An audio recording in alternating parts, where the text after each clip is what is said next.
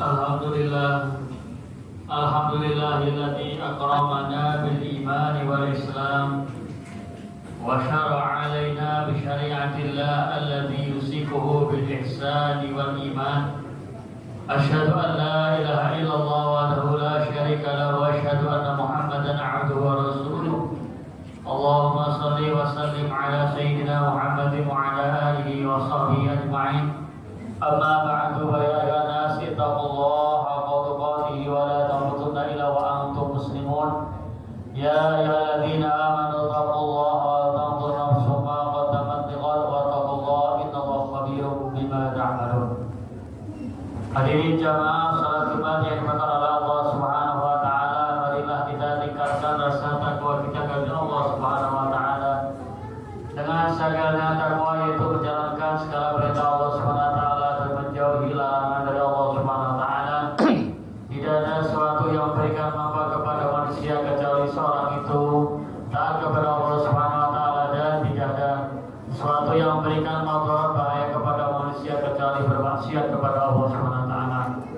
Karena di dalam ketika seorang melaksanakan ketaatan, di dalam ketaatan itu tersimpan daripada ridhanya Allah Subhanahu wa taala. Dan ketika seorang melakukan maksiat, maka sesungguhnya di dalam kemaksiatan itu tersimpan murkanya Allah Subhanahu wa taala. Allah Subhanahu wa taala telah memberikan syariat kepada kita. Syariat-syariat itu ada yang hubungannya dengan badan kita, atau yang dinamakan dengan ibadah badaniyah. Ada yang berhubungan dengan harta kita, yaitu ibadah maliyah. Ada yang berhubungan dengan ibadah yang berhubungan dengan harta dan juga diri, yaitu dengan terkenal ibadah badaniyah dan maliyah. Ibadah badaniyah yaitu adalah contoh, yaitu adalah tentang masalah sholat. Sholat merupakan perintah Allah Subhanahu wa taala yang mana dituntut oleh Allah Subhanahu wa taala, yang ditujukan kepada jasad kita menghadap kepada Allah Subhanahu wa taala. Ada lagi ibadah yang berhubungan dengan maliyah, yaitu adalah zakat, ataukah berupa kifarat, ataukah ibadah-ibadah yang lain yang mana daripada tujuan utamanya yaitu membersihkan harta bagi seorang mukmin atau bagi seorang Islam tersebut. Ada ibadah yang hubungannya dua ini, yaitu adalah ibadah badaniyah dan maliyah, yaitu adalah haji ke Baitullah. Haji ke Baitullah merupakan ibadah yang syariat dari Allah Subhanahu wa taala, yang mana tertuju kepada badannya, kepada seorang, dan kepada harta seorang. Dalam ayat Al-Quran Allah Subhanahu wa taala berfirman, "Walillahi 'alan nasi hajjul baiti man istata'a ilaihi sabila." Dan bagi Allah Subhanahu wa taala dan wajib bagi manusia haji ke Baitullah bagi orang yang mampu.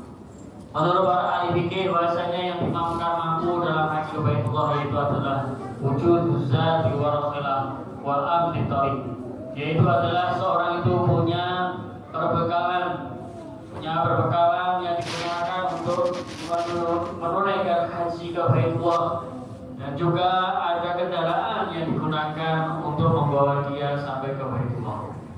Ada yang memberikan ulama syarat lagi, yaitu adalah keamanan yang bisa menjamin seorang ini selamat sampai ke Baitullah. Ini merupakan sesuatu syariat dari Allah Subhanahu wa taala yang mana memberikan faedah yang sangat besar. Yang namanya dikatakan dalam hadis Nabi sallallahu alaihi wasallam, al-hajjul mabrur la yujzi bihi ila jannah.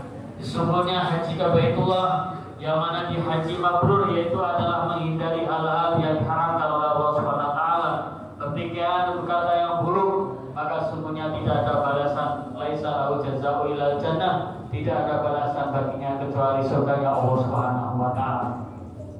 Ketika seorang itu menunaikan haji ke Baitullah, maka ketika dia keluar rumahnya, maka dalam hadis Nabi sallallahu alaihi wasallam, maka dia ini akan digugurkan dosa-dosanya. Maka ketika di dalam perjalanannya, maka satu perjalanan akan mendapatkan pahala, yang mana satu langkahnya akan diangkat sebagaimana satu derajat kebaikan, dan akan dihapuskan satu kesalahan. Maka dikatakan dalam hadis Nabi sallallahu alaihi wasallam, innal hajja wal umrata yughfaru dzunuba kullahu kama yulatul waladu min ummi. Sesungguhnya haji dan umrah itu ketika dia dilaksanakan oleh orang yang beriman, maka sesungguhnya dosa-dosanya akan diampuni oleh Allah Subhanahu wa taala, sehingga dia ketika pulang ini tidak membawa dosa sedikit pun. Dan bahkan dikatakan bahwasanya haji itu bisa memberikan pengaruh yang positif kepada ekonomi seorang, yang mana dikatakan dalam hadis Nabi Shallallahu Alaihi Wasallam, innal hajja wal umrata yumfi al faqr kama yunqi al kir al hadid. Sesungguhnya seseorang yang melakukan haji ke Baitullah dan umrah ke Baitullah, maka sesungguhnya dia akan mengikis daripada kefakiran sebagaimana besi yang mana dia dikikis dengan sesuatu yang dia menjadikan mengkilap. Artinya ketika seorang melaksanakan haji ke Baitullah dan umrah, maka sesungguhnya dia akan terhindar dari kefakiran baik di dunia dan di akhiratnya Allah Subhanahu wa taala. Bagi orang yang tidak bisa menunaikan haji, maka ada syariat lain yang Allah berikan kepada kita, yaitu adalah menyembelih hewan kurban, yang mana ini merupakan suatu fadilah yang sangat besar sekali. Dikatakan di dalam hadis Nabi Shallallahu Alaihi Wasallam bahwasanya ketika seorang berkorban, maka sebelum darahnya menetes ke bumi, maka korbannya akan diterima oleh Allah dan dosanya akan diampuni oleh Allah Subhanahu wa taala. Setiap daripada tetesan darah orang yang berkorban itu, maka hewan korban itu akan menjadikan penghapus dosa bagi dia. Dan bahkan akan dikatakan satu tetesan darah itu pahalanya seperti orang yang memerdekakan budak Hashimi, yaitu adalah budak yang paling utama. Kita bisa melihat bahwasanya orang yang memerdekakan budak maka sesungguhnya memiliki fadilah yang sangat besar sekali. Seorang yang dia memerdekakan budak, maka sesungguhnya rambutnya, kemudian kukunya, kemudian semuanya akan menjadi hasanat. Maka ketika seorang ini dia berkorban, maka sesungguhnya tetesan darahnya ini akan yang mengalir ini akan menghapuskan dosanya dan akan menjadikan kebaikan, mendapat pahala seperti orang yang mana memerdekakan budak. Dalam ayat Al-Quran Allah Subhanahu wa taala berfirman, "Washolli li rabbika wanhar." Dan salatlah kalian kepada Allah Subhanahu wa taala, yaitu menunaikan salat Idul Adha, kemudian berkorbanlah kalian. Adapun berkorban menurut mazhab Hanafi itu merupakan hal yang wajib bagi orang yang mampu. Tetapi bagi menurut mazhab Syafi'iyah, yaitu ada sunnah kifayah, yaitu sunnah yang apabila dilaksanakan di satu keluarganya, maka semuanya akan mendapatkan pahala yang sangat sempurna dari Allah Subhanahu wa taala. Mungkin kita akan merasa ketika kita berkorban ke dunia kita akan hilang, maka jangan sampai kita berprasangka yang seperti ini, karena sesungguhnya hal yang kita korbankan untuk Allah Subhanahu wa taala akan dinilai kebaikan oleh Allah Subhanahu wa taala. Dalam ayat Al-Qur'an Allah Subhanahu wa taala berfirman, "Matsalul ladzina yunfiquna fi sabilillah kamatsali habatin ambatat sab'a sanabila fi kulli sunbulatin mi'atu habbah." Sesungguhnya orang-orang yang mana mendemarkan hartanya di jalan Allah Subhanahu wa taala, artinya untuk menunaikan perintah Allah Subhanahu wa taala, maka dengan satu biji itu akan dilipatkan menjadi 700 kali lipat. Dan bahkan dalam ayat lain, wallahu yudha'ifu liman yasha, sesungguhnya Allah Subhanahu wa taala akan melipatkan harta bagi seorang tersebut. Harta yang dikorbankan untuk agama Allah Subhanahu wa taala akan dilipatkan dengan terserah Allah Subhanahu wa taala. Maka kita banyak menunaikan hajat dari kita, mulai hajat membangun rumah kita, mulai hajat kita daripada memperbaiki kendaraan kita, mulai hajat daripada kita ini membeli baju yang bagus atau sebagainya. Maka sesungguhnya kita ini juga menunaikan hak dari Allah Subhanahu wa taala, yaitu kalau kita pun mampu, kita niat untuk haji ke Baitullah. Dan bagaimana ketika seorang mampu berkorban, adalah dia berkorban.